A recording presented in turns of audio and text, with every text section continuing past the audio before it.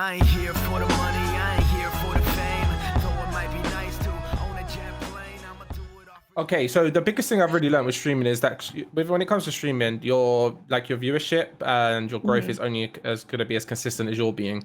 So Twitch has by far the worst exposure for like new streamers. Whether you're like somebody pulls 1 to 10 viewers, 15 to 20 viewers, you need to pull viewers from external sources like TikTok and other apps and stuff like that. Right.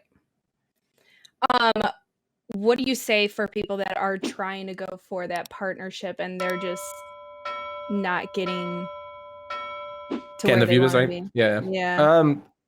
Don't stop, but at the same time, don't compare yourself to other streamers because that's the easiest way to lose motivation. And another trick I learned is to turn off your viewer count when you're streaming, because little things like that can impact how you behave on stream. Because you can have one stream where you're pulling 20 viewers, you can have a stream where you're pulling 30 viewers, and you can have a really bad stream where it's like 6 or 7. So the best thing to do is try to eliminate any processes that are going to distract you and kind of break your concentration away from having a good stream. Right. Yeah. That's a big mental, like, exactly, kind of booster. There's a lot of there's a lot of smaller streamers that sit there with maybe one viewer in their chat. And what do you advise to those people to help them get their name out there and kind of just get those viewers to come in? To be honest with you, first and foremost, be happy that there's at least one person in your chat that actually enjoys your content, because that's a good start. It's better than sitting with 0 viewers and the only person in your chat is obviously like Nightbot or something like that. My advice to anyone is utilize TikTok and YouTube Shorts while you still can, because the products, the sites or the application, whichever one you want to refer to it as, they're still in their kind of like baby stages, so there's still time for you to get in there and actually milk the content, milk your content on the platform before it becomes far too saturated. As I said, like I think about 10-15 minutes back, unless you've got a friend basically that's already popular on Twitch, you need to use other platforms to get your name out there, because there's no other way for the people to locate you. Warzone's a perfect example. Like there's probably about tens of thousands of Warzone streamers, right? And unless you're pulling, I'd say somewhere between the 100 to 300 viewer range, you're never really going to grow, because you're saturated amongst hundreds of thousands of people sat on the same amount of viewers as you. So you're very, very far down the list. Another good way to build up a community is to stream a game that's not saturated, and that's exactly what I did with Cold War.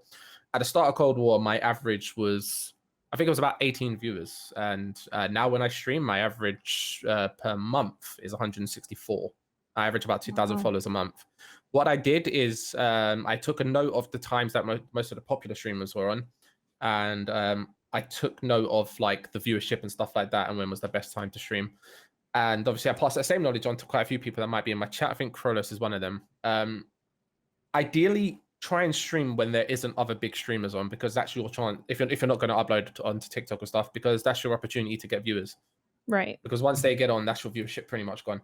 Oh yeah. You gotta, and you also gotta have some kind of uniqueness to your stream as to 100% to stand out from these other streamers. You could be streaming Warzone and you could be really, really good at the game, but if you don't have something that's different, like if you're acting how Dr. Disrespect acts in his streams, then it's just like, oh, you're just copying him, and they're just, if they want to see Dr. Disrespect, they're gonna go to his stream. So there you go. Like if you're the type of person to sit in silence when you're streaming, someone can go and watch, say for instance, like as probably a poor example, someone like Huskers. He's also quiet, but he's very good. Yeah, you need to do something different, like, because the chances are Huskers is better than you. Let's be honest. Right.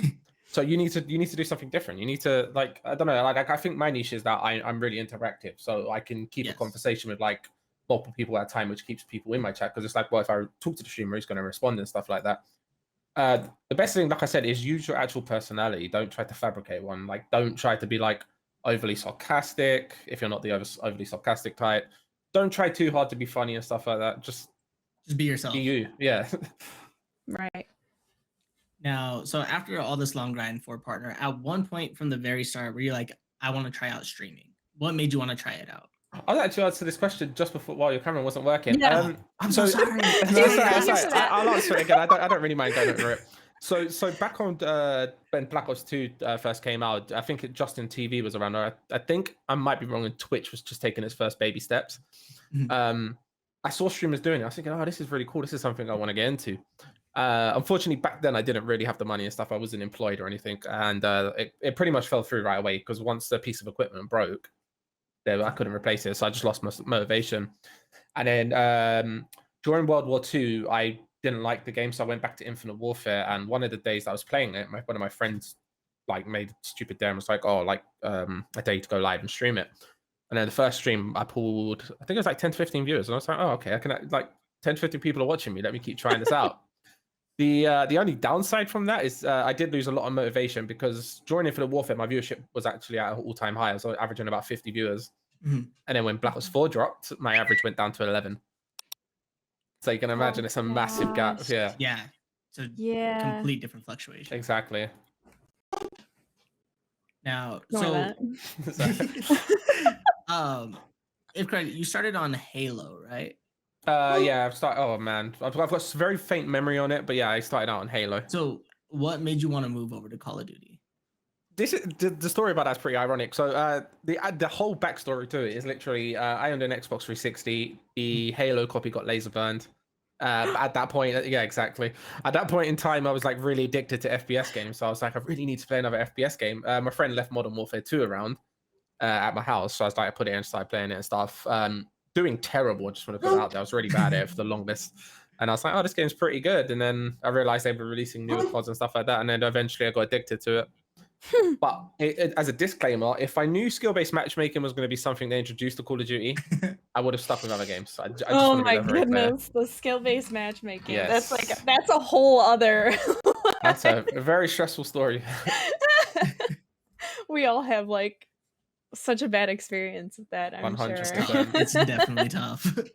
It's like I'll go from like having some really good games, then the next lobby is just people just completely Disastrous. crapping on me. I'm like, I ain't Yep. made for this shit. I can't do it. And the problem is with skill-based matchmaking, no matter how good you are, one person can't take on a team of 6 good players and stuff like that, even if you're playing in a full team. Exactly. It's bad. And then you can't rely on randoms because Oh, 100%. that's just a whole other world that you're There stepping you go. into.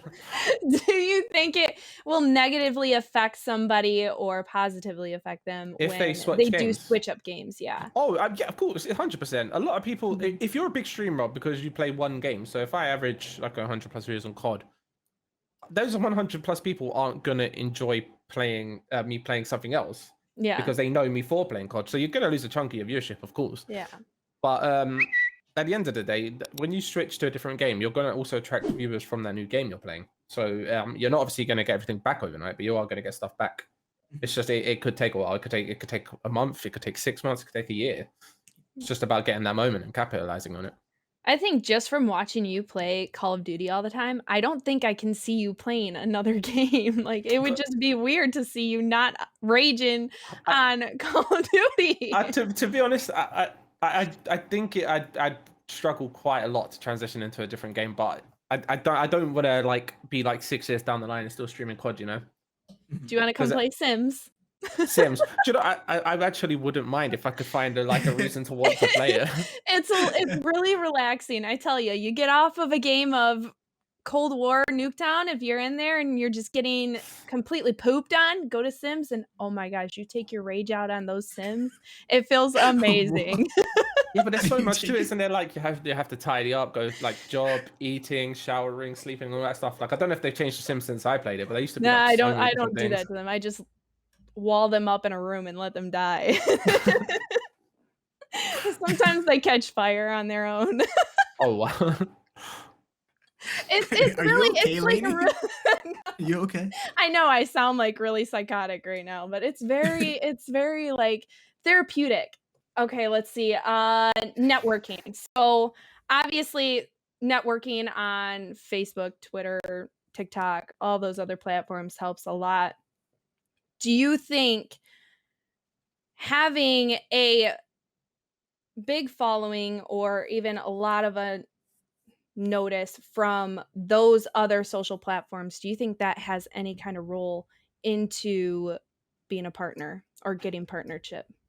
Uh, or yeah, definitely. Mhm. Because like I said, it goes back to the first thing I said, where it's like you're not gonna get viewers from anywhere unless you're pulling them from somewhere else. Right, right. And I guess another thing that you can really do is you can network with other streamers, but you have to be careful because there are a lot of streamers that aren't out there, aren't looking out for your best interest, are looking out for their own. Mhm. Fortunately, it took me a while to learn that myself, but yeah. Now, how do Very- you react to people that that come to your chat after they run into you in a game and they're trolling you or calling you a hacker and just calling you out, calling you a cheater? How do you react if to you that? call me a hacker, you're complimenting me. I'm a 30-year-old man whose like reactions are really slow now when I play the game. So Right. calling me a hacker for me, it kind of feeds my ego a little bit. Oh yeah, we've seen the Reddit feeds too, where you're I just love those constantly things. I need calling- so many more of those. They're great. They're great entertainment. kind Oh, of for boosts real. your ego to think, oh wow, I'm that good to like. Yeah, like that I've managed to annoy a group of people. Right, and then you're getting free views out of them too. Yeah, so it's like- the funny thing is the person that made the most recent Reddit thread about me, Mhm. actually came into my chat and apologized and followed me and subbed to me. I was like, Oh. well, you know, it's not bad. Switch teams. Yeah. Right, we like that. Love that. And he's like, he was like, I'll get the thread taken down. I was like, no, don't do that, man. Leave it up. right. Oh, it's all the publicity. Free publicity. Yeah, exactly. Now, what would you say to people? Because obviously, we got the DMCA is a huge thing about streaming. You can Right. get banned for playing music that is copyright, and you're done. What is your advice to people that have that mindset where they're like, "Oh, Twitch doesn't watch my videos. They don't see me. They're not gonna do anything." Yeah, so this is a good way. This is a one thing I'm glad you asked about, because a lot of streamers kind of disregard it, and they use even there's the a smaller streamers, yeah. right. And there's a feature on OBS that allows you to remove the music from the VODs. So even though it's being recorded in the stream when you're live and you can hear it playing, when you go back on the VODs, it's not there. Don't do that, because it's not Twitch that DMCAing you, and it like Sony and stuff like that, they have a bot on the site. I'm not sure if it appears in the chat or not. But that's how they track DMCA. Even if you're live, they can track it. Yep. And if you get a DMCA strike, you wouldn't be able to apply for partner or anything like Twitch might be offering out to affiliates, like beta programs and stuff, or early access to like a creator camp or something like that. Just don't do it. It's not worth the risk. Like, just do what I did. Go on Spotify, make a playlist, but find songs that don't sound generic. Yeah. That's literally that. You shared that playlist with us, and that has been the only playlist that I play when I'm streaming. And even like when I'm at work and I just want to listen to some music, I will play that while I'm just at work. I'm glad people And I'm like just it. it's just like such it has the good music. It's not like what you hear, because I mean, I've looked up non-copyright playlists obviously on Spotify, and Of course. they all sound the same, so it gets very 100%. generic. And I think that's where people start to think, oh, I'm just gonna play my music. It doesn't matter. It's what fine. I did is, instead of going on YouTube and like looking for, I was just about to say that, Spencer, don't use Monster Cat and non-copyright sounds, because they to an extent the music still sounds generic. Look, Google artists and find out if their songs are copyrighted or not, because a lot of like American rap artists, especially UK rap artists, so they don't have like any like copyright issues, so you can use their music. It's just like I said with streaming, you get what you put in. So ideally, don't play DMCA copyrighted music, and just like look around for good music that you think people will vibe to. And don't make a playlist that tailors to your music taste as well, because you got to remember, not every person has the same music taste as you. Be a bit diverse. You're with also your music. entertaining the viewers. Yeah, so exactly. it's So like, have a diverse playlist. Like you've got some people that like rock music, some people that like R&B and stuff like that. it's nice to have a good mix up. If you're just 100%. playing country music and someone's in there they're hardcore rock, and you're just like, what the heck is this shit? Country music.